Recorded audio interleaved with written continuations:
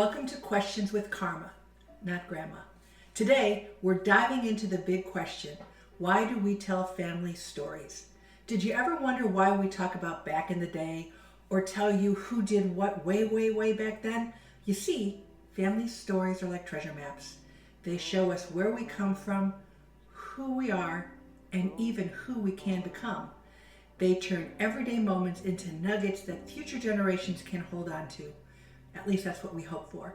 And if you're lucky, they give us a good laugh along the way. I have to tell you, look at this picture of me dressed for a dance recital. There I am, stuck in a ballerina tutu, pretending I love dance class, when honestly I had two left feet and would rather have been outside balancing on the backyard fence. Notice the scraped knee? It's proof that I tried to sneak in some outdoor adventures before heading to class. This time it was from swinging on a swing as if I could reach the sky and then take a daring, well, maybe stupid leap off the backyard swing. Spoiler alert, swinging doesn't count as a ballet practice. Now, I've shared this story with my grandkids who think it's hysterical that I was ever in a tutu at all. I tell them how I eventually found my rhythm, not on stage, but in doing what I loved. And I remind them that it's okay to stumble whether you're in sneakers or ballet slippers. That's what family stories are for. Taking moments like this and turning them into lessons about being yourself and getting back up when you fall. Hopefully one day they'll look back at their own scraped knees and mismatched adventures and see how it all adds up to their stories too. So let's talk about turning moments into stories. Now, I think this is the fun part. You don't need to be old or live a dramatic life to have great stories. The best one comes from everyday moments. So I'm going to give you a few tips to get you started. The first one is celebrate the ordinary. Did your kid or grandkid paint the dog blue? Write it down. That's comedy gold for their wedding toast someday.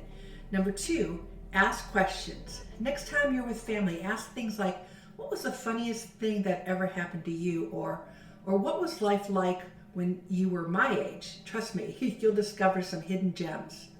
Number 3 is to get creative.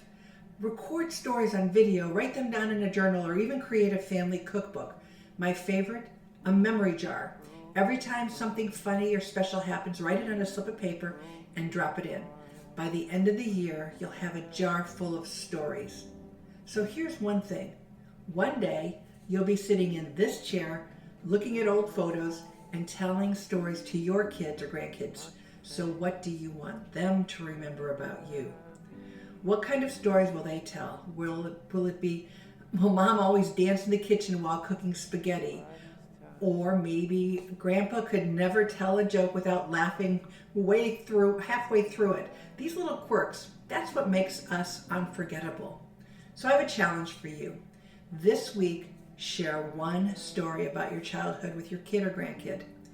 And don't just tell it, act it out. Use funny voices, make it come alive.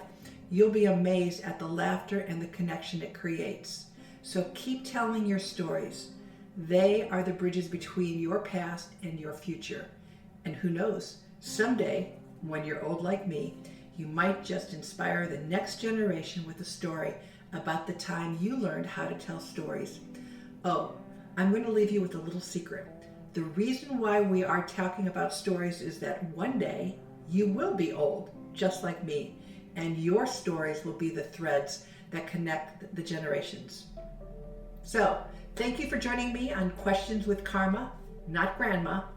And until next time, remember, writing your family's history every day is what you're doing as you're living. So make it a good one and start your storytelling journey today. Talk to you soon.